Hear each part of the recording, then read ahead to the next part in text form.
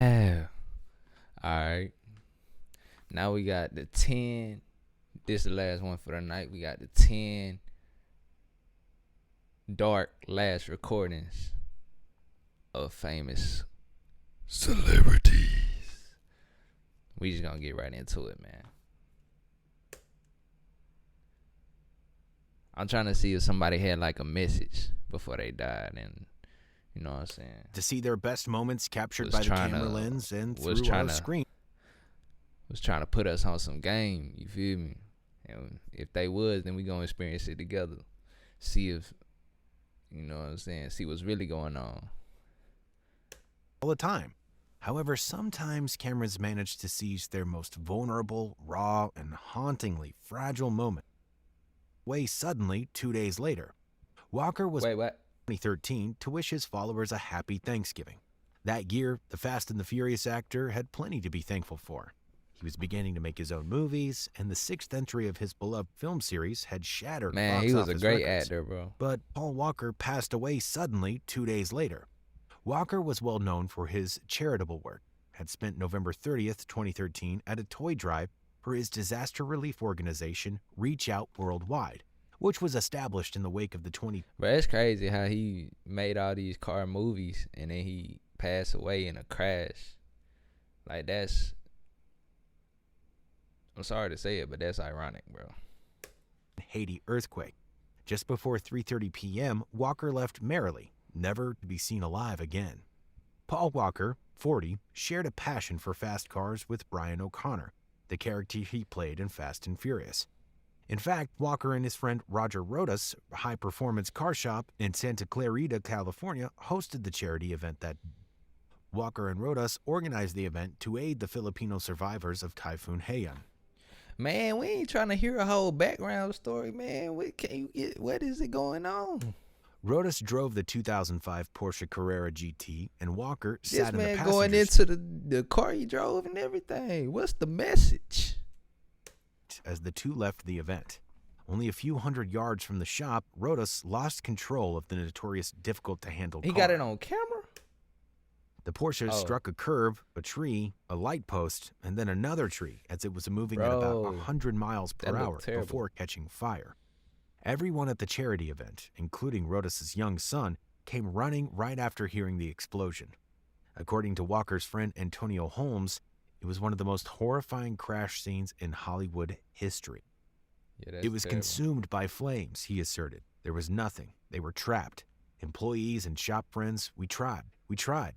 We used up all the fire extinguishers, said Antonio. Walker passed away from the combined effects of thermal and traumatic injuries, whereas the driver, Rodas, passed away from numerous traumatic wounds. Alcohol and drug use were not found in either man. The Los Angeles coroner's investigator, Christy McCracken, described how the car was traveling in an easterly direction at an unsafe speed. For an unknown reason, the driver lost control of the car, which then partially spun around and started moving southeasterly. According to the report, the vehicle then hit a sidewalk before hitting a light post and a tree on the driver's side. The car spun 180 degrees due to the force of these collisions and kept moving eastward. The vehicle then crashed into a tree on the passenger side, caught fire, and burst into flames. Coincidentally, a CCTV camera installed high above the ground at a distance caught it in all of the footage. The footage shows a car taking a left turn onto another road, and after driving only a little further, it can be seen bursting into flames and dark smoke rising above the trees. A black car follows their path frantically as the explosion is heard. It was indeed one of the most tragic accidents involving a Hollywood star. John Lennon. What was the dark message, bro? I'm already about to give up on this. These people, man. The audacity to clickbait. It was December 8th, 1980 at 4 p.m. and a pleasant day in New York. Without raising a single suspicion, this one ain't got no dark message. This is the last one, bro. Lennon took a moment as he left his Central Park West home to sign a record album for Mark David Chapman, 25-year-old former security guard. Paul Goresh, one of the diehard Beatle fans frequently spotted loitering outside the Dakota building, captured the moment on camera. John Lennon, his wife Yoko Ono, and their 5-year-old son Sean resided on the 7th floor of that building. Late that night, Chapman was waiting in the shadows with a stubby .38 handgun when the former Beatle arrived home. As Lennon and Ono reached the entrance of the building, Chapman shot 5 hollow-point bullets. 4 of the bullets pierced Lennon in the back. Even now, the horror of John Lennon's brutal murder persists. The locations and activities of millions of people when they first heard the news are still vivid in their memories. For his own safety, it's unlikely that Mark David Chapman, who is currently serving a 20-year to Let's life get to the Michael Jackson one. I don't even want to read in the it. Mirror star, was practicing for his 50 concert and gave his final stage performance, which was captured on camera. The star performs flawless routine cemetery in Hartsdale, New York. Later, Chapman admitted to killing Lennon. Michael Jackson. Just 2 days before his passing, Michael Jackson gave his final stage performance, which was captured on camera. The star performs flawless routines with a large group of backup dancers. Michael Jackson was in a fiery mood as he took the stage at the Staples Center in Los Angeles. The Man in the Mirror star was practicing for his 50-concert London residency. This Is It, which was set to begin at the O2 Arena in just 20 days. However, 50-year-old Michael Jackson didn't live to see the UK event through. On June 25, 2009, just 2 days later, the celebrity was discovered dead in his Holmby Hills, Los Angeles residence. Michael took the stage with... I didn't even know Michael was 50, bro. I ain't gonna be honest.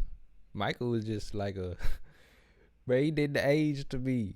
I would just be all the way honest, bro. He had the white version and the black version, but other than that, he didn't age, bro. How I seen him. Backup dancers and performed They Don't Care About Us from the singer's 1995 His Story album in a lively and note-perfect performance. The performer was at the top of his game, displaying his renowned dynamic dance moves, the wide vocal range, and commanding the stage in a way that only the king of pop could. But the footage ends heartbreakingly.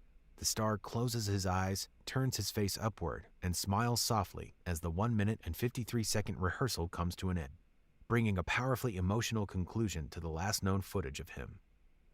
Michael Jackson's vocal director for that tour, Dorian Hawley, provided That's it. That's a dark message. an insight into the star's activities in the days leading up to his passing by claiming that Michael had been in awe of the magnificent sets that had been built.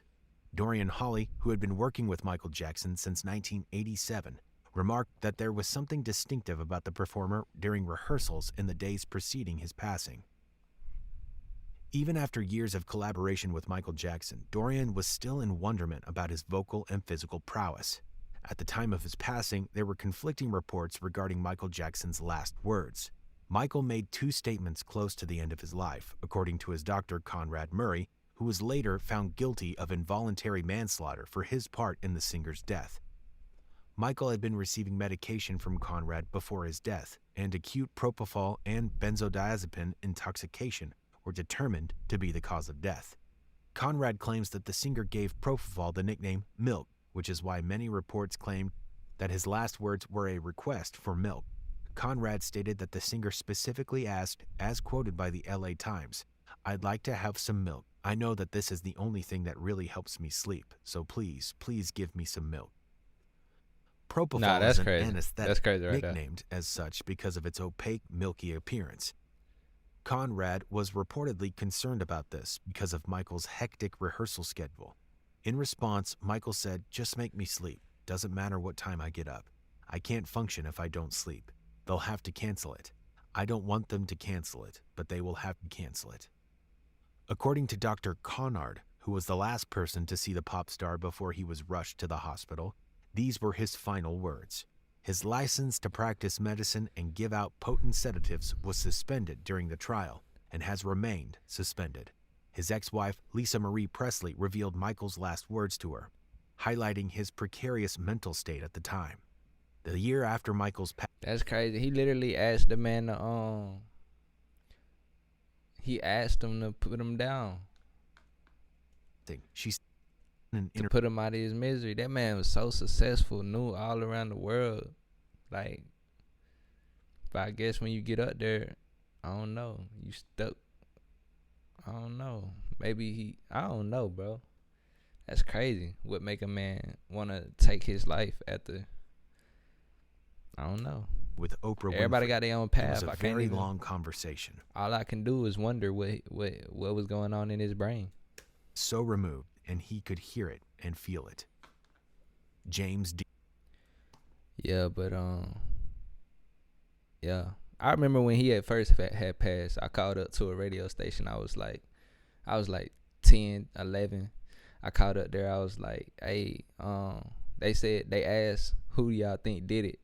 I was like, I called up there late at night when I wasn't even supposed to be up, but I called up there. I was like, I heard the doctor did it, and then they asked me where you hear that from, and I said TMZ, and then like the way they put it in the production or whatever in the finished thing, cause I actually heard myself on the radio for the first time. I was like, oh, and then they like paused the music in the background. They were like TLZ, made it seem like I sound stupid, but I was right. I was right, and we know now. And then they called me a little girl. They thought I was a female because nothing had dropped yet. You know what I'm saying? I was still in my premature stages. So, hey, but that's a video. Catch y'all on the next one, man. Peace.